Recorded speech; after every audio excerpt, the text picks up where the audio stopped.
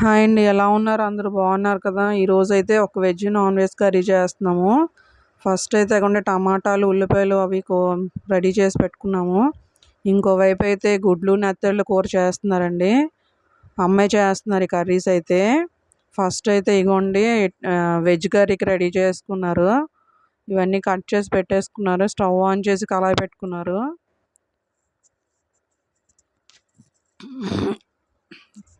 కళాయి పెట్టేసుకొని ఆయిల్ కూడా వేసుకున్నారండి. ఆయిల్ వేసుకొని కొంచెం ఆనియన్స్ అయితే ఫ్రై చేయడానికి తీసుకున్నారు. అవైతే కొంచెం బాగా వేగాలండి.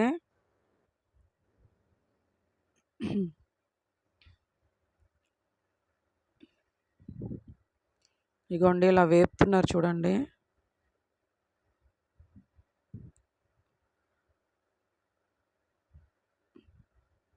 కొంచెం ఇవి బాగా వేగాలండి దగ్గరగా. వేగిన తర్వాత పసుపు వేసుకుంటున్నారు. పసుపు వేసి వేపుతున్నారు.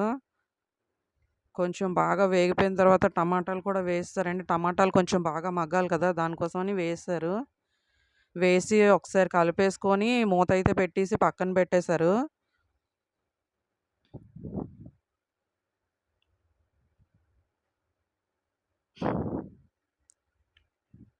ఈలోగా ఇంకా వేరే స్టవ్ మీద ఇంకో కళాయి పెట్టారండి నాన్ వెజ్ కర్రీ కోసమని. దాంట్లో అయితే ఆయిల్ వేసి పసుపు వేసి పెట్టేసుకున్నారు. ఎగ్స్ అయితే బాయిల్ చేసి పెట్టేసుకున్నారండి ఫస్టే. ఎగ్స్ ఎప్పుడు ఇలా మధ్యలో ఘాట్లు పెట్టాలి. లేకపోతే అవి పేలుతాయి కదా టపటపమని. అందుకనే ఆయిల్ హీట్ అయిన తర్వాత పసుపు వేసుకొని ఇవైతే ఎగ్స్ అయితే ఫ్రై చేస్తున్నారు. ఇలా ఫ్రై అయిన తర్వాత తీసి పక్కన పెట్టేసుకుంటున్నారు. ఇందులోనే నెత్తళ్ళు అయితే తలలు తీసి ఒక 15 మినిట్స్ వాటర్‌లో నానబెట్టాలండి. బాగా కడుక్కొని తీసి పక్కన పెట్టుకోవాలి. తర్వాత అవే ఈ ఆయిల్‌లోకైతే కొంచెం బాగా ఫ్రై చేయాలి. అలాగా చూసారా నెత్తళ్ళైతే వేశారు. వేసి అవి కొంచెం బాగా ఫ్రై అవ్వాలండి. అలా ఫ్రై అవ్వాలి. ఫ్రై అవుతే బావుంటుంది. అసలు గుడ్లు, నెత్తళ్ళ కూర అయితే చాలా టేస్ట్‌గా ఉంటది. చూడండి ఇలా వేపేసుకున్నారు చూసారా? దీంట్లో ఆనియన్స్ అయితే వేసుకున్నారు. ఆనియన్స్ వేసుకొని బాగా కలుపుకోవాలండి. బాగా ఫ్రై అవ్వాలి ఆనియన్స్ కూడా.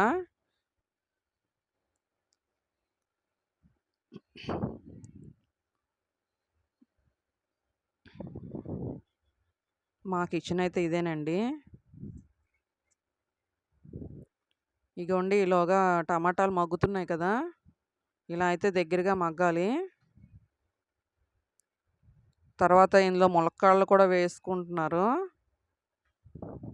ములక్కాడలు కూడా వేసుకొని ఒకసారి బాగా కలుపుకోవాలండి. కలుపుకొని బాగా కొంచెం వేపుకోవాలి. ఎందుకంటే టమాటాలు, ములక్కాడలు కూడా కొంచెం దగ్గర పడాలి. వాటర్ అయితే అప్పుడే వేసేయకూడదు.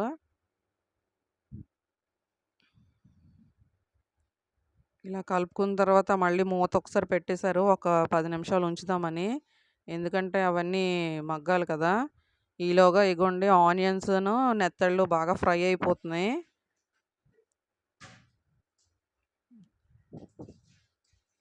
ఇలా గోల్డెన్ బ్రౌన్‌లో వేగాలండి అవైతే. ఈలోగా ఇందులో ధనియా పౌడర్ వేశారు. నా కూరలో కూడా కొంచెం ధనియాల పౌడర్ వేశారు.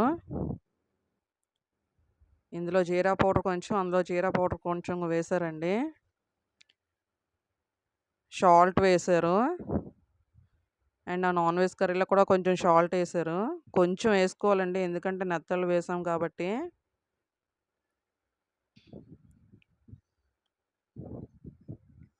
తర్వాత కారం కూడా వేశారు.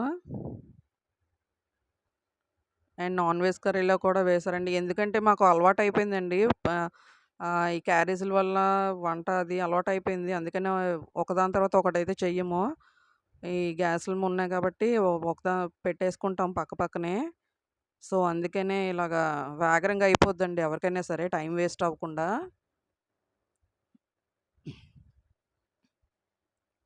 టైం కూడా సేవ్ అవుతది బాగా ఇలా చేసుకుంటే.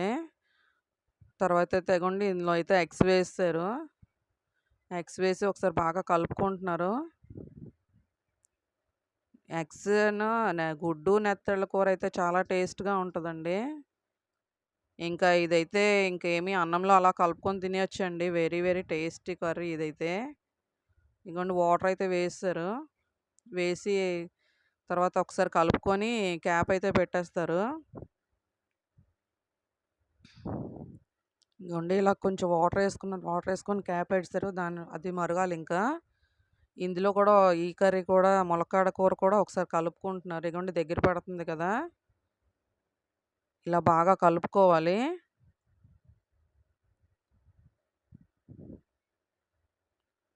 కలుపుకున్న తర్వాత ఇందులో కూడా నీళ్లు వేస్తున్నారు చూడండి. నీళ్లు వేసి ఇది కూడా క్యాప్ పెట్టుకుంటున్నారు. ఈ 2 కూరలు కూడా కొంచెం మరగాలి కదండీ! ఇవి బాయిల్ అవ్వాలి.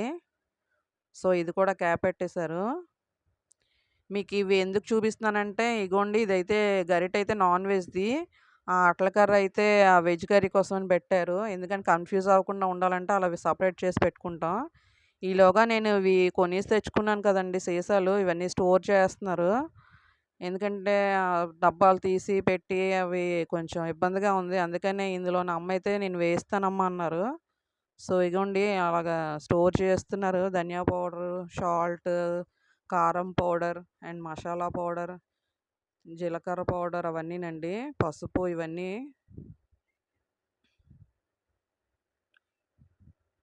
మా మదర్ అయితే చాలా ఓపికండి. చాలా పనులైతే చేస్తారు. కూతురు అని, కోడలని ఎప్పుడు చూడరండి. ఇద్దరిని సమానంగానే చూస్తారు మా మదర్ అయితే.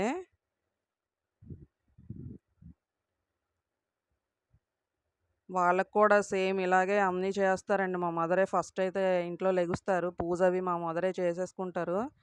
పనులు కూడా చేస్తారండి. ఆళ్ళే చెయ్యాలి, నేనే ఇదవ్వాలనేసి ఎప్పుడు ఉండదండి మా మదర్ బిహేవియర్ అంతా.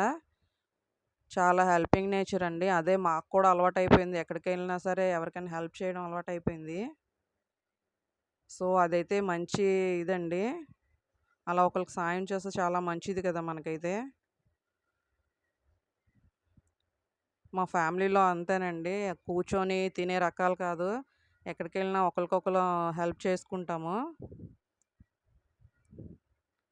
ఇగోండి ఇలాగ అన్నీ స్టోర్ చేస్తున్నారు జాగ్రత్తగాను.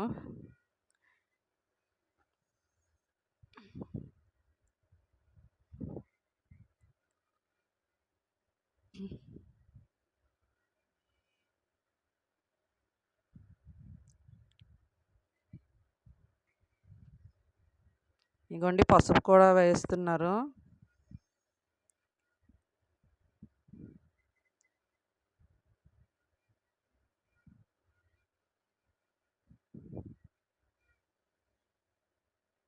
ఇలా అన్నీ స్టోర్ చేసి పక్కన పెట్టుకుంటే ఈజీగా వంట చేసినప్పుడు తీసుకోవడానికి బావుంటదండి. పెద్ద పెద్ద డబ్బాలు తీసి పెట్టాలంటే చాలా ఇబ్బందిగా ఉంది. మెయిన్ అసలు అందుకనే నేనైతే ఇది తెచ్చుకున్నాను. సో, అందుకనే నేను ఇవన్నీ అమ్మ స్టోర్ చేస్తున్నారు. ఇబ్బంది పడకుండా ఉండాలనేసి.